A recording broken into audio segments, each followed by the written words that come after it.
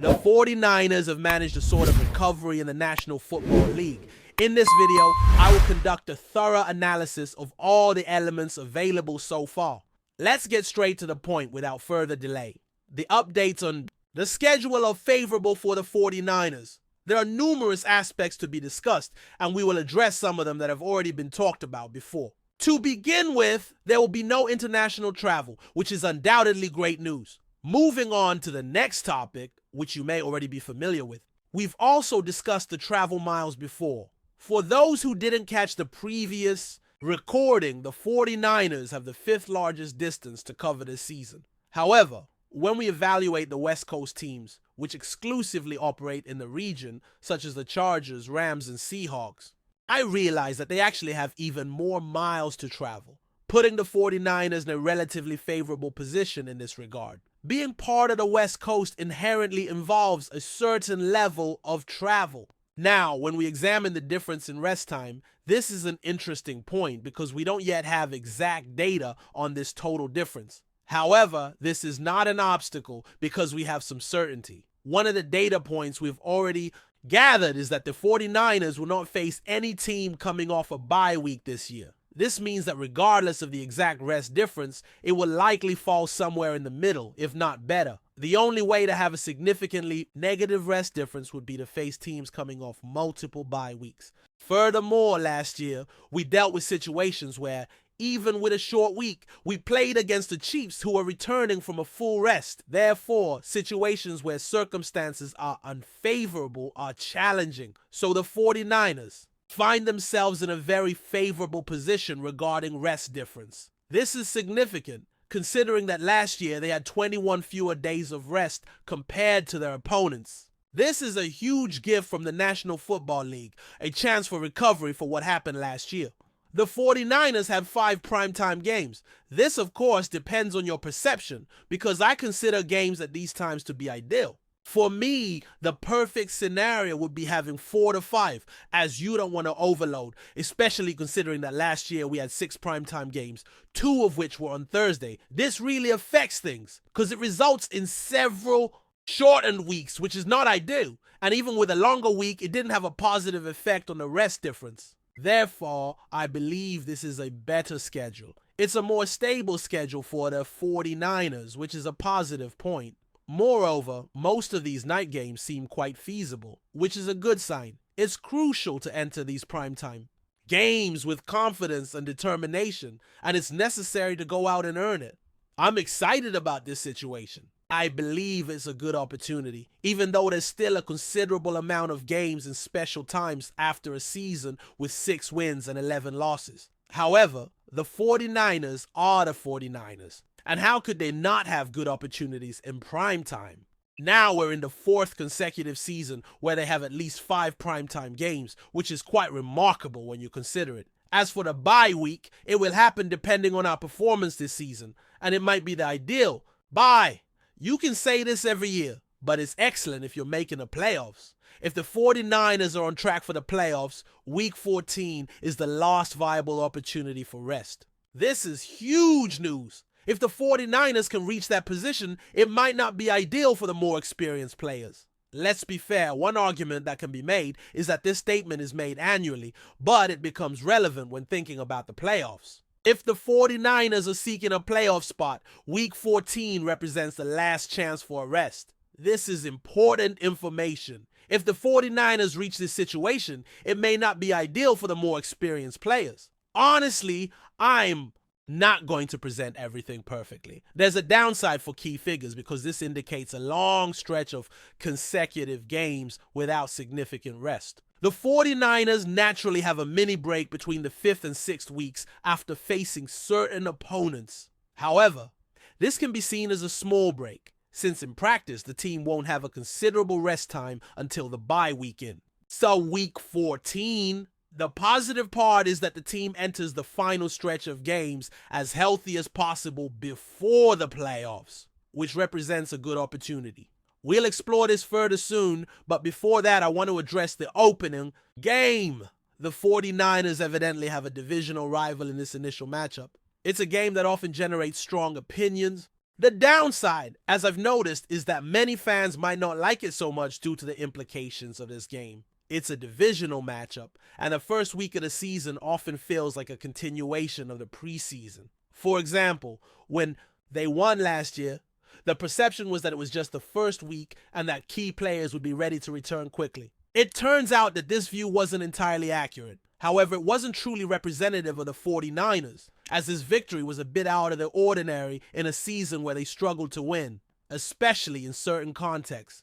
Considering all of this, I truly believe this opening game is magnificent. I'm totally in favor of it. I'm not worried about it at all. The first week is always a bit chaotic, but this game is one of those pivotal encounters that sets the tone.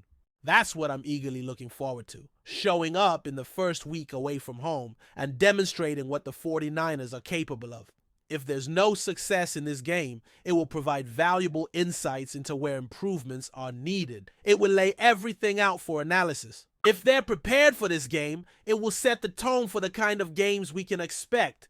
This is what we're here for. Showing up in the first week away from home will reveal what the 49ers can really accomplish. If they lose this game, it will offer a vast amount of knowledge about the areas that need improvement, putting everything in the spotlight. On the other hand, if they dominate this contest, it will send a clear message that everyone in the division will recognize their seriousness for the year. This seems exciting to me. An opening game against a divisional rival is electrifying. I understand that not everyone may share this opinion, and feel free to express your ideas if you have a different point of view.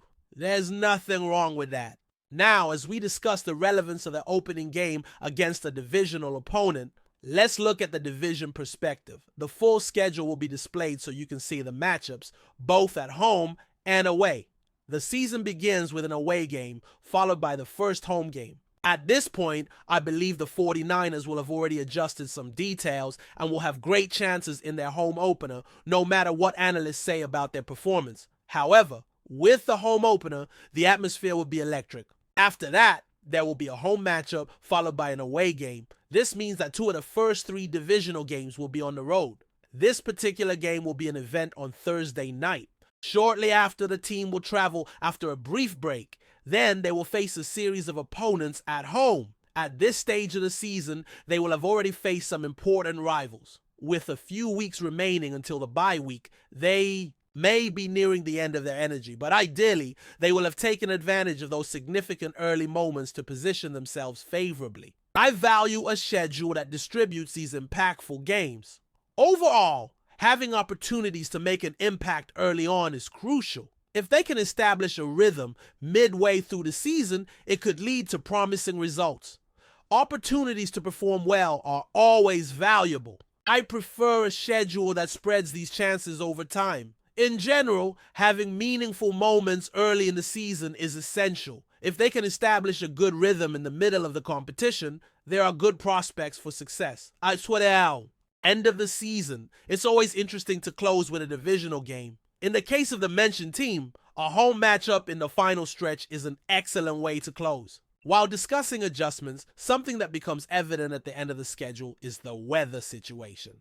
Last year, there was an important matchup late in the season that didn't have significant weather issues, while another stood out as a major moment. I also remember a rainy game, which was one of the few really affected by weather conditions. This year, as we review the away games, it seems the circumstances are favorable. For example, the matchup against an opponent in late November will be the last chance to play in an outdoor stadium in cold weather where some weather challenges may arise. In November, this possibility tends to decrease, which is encouraging for the team. Of course, one of the matchups will be in an indoor stadium and the other 3 will be at home, which brings us to a crucial point, the playoff race. How do we prepare for this journey? This is truly exciting. 6 of the last 7 games are against teams that had negative performances the previous year. This is remarkable. Yes, there will be challenges early in the season and many rookies will be on the field. 6 of the last 7 matchups were against teams with negative records. These games, under the guidance of his coach, have been promising since November. Historically, there have been some tough seasons. When things aren't going well, this situation can get worse. That really happens. After a bye week, 3 of the next 4 matchups will be at home, which is an advantage. And all of these games are undoubtedly chances to secure victories. In my view, I see a great opportunity with this particular schedule. The league has provided some redemption after we faced one of the most challenging schedules, especially considering the records at the end of the season. Reflecting on the past, we realize that we really faced a tough schedule, coupled with a poor rest differential. This combination is challenging. Additionally, the team had to make several changes, as they went all in last year and now have a young group with rookies who, in my opinion, will benefit from a bye week in week 14. For the rookies, it's better for this rest to come early or at the end. I prefer it to come later, as these rookies will be at the end of their college season in terms of games. Therefore, when they reach week 14, they will be ready to recharge and aim for a deeper playoff run. The pre-playoff race is extremely exciting. This means that if there are many rookies, everything will be organized from the start. So if they reach the second half of the season facing difficulties and maybe not having the expected number of wins, don't worry, because there's a big opportunity ahead. The second half of this schedule looks very promising in the pursuit of a playoff run, aiming for the division title and making a deep run. Maybe we'll need to wait, but this achievement is essential. And then the second half of the season presents a huge opportunity. The end of this schedule looks very promising for securing a playoff spot, clinching the division title, and making a deep run. Maybe we'll need to exercise patience, as it's crucial that our effort is rewarded. Additionally, I want to comment on the new look that was unveiled today. I don't know if everyone had the chance to check it out, but the connection to the Oregon Trail along with the Golden Trail was incredible, bringing a good dose of nostalgia for this phase of life. I'm curious to hear your impressions about this new look. Personally, I found it very interesting. However, there was one detail that didn't please me. While watching, a friend was with me and I exclaimed, "Oh, it's going to be a black jersey and a gold helmet." I was excited about what was coming, but then suddenly we were left with it to be continued. It was a classic move. I really fell for it, and my friend found it funny. Although it was a bit disappointing, there's real anticipation to see how this new look will unfold in the coming days. It's believed that the reveal will be soon, as there have already been some teasers about it. We just need to wait, but the excitement is genuine. Maybe there will be an announcement soon, which would give us something else to talk about. Regarding the team's performance, there have still been no predictions about wins and losses. The intention is to wait to analyze the point differential and the opponents that will be faced, in addition to considering when they will come to make a more complete analysis. However, there's a feeling that many favorable games are ahead. It would be interesting to share score predictions to see what everyone thinks. It seems feasible to get 10 wins. This is the goal set based on the previous season. We recognize that is a big challenge, especially considering all the changes that have occurred, but it's believed that it's an achievable goal. The expectation of getting 10 wins seems reasonable.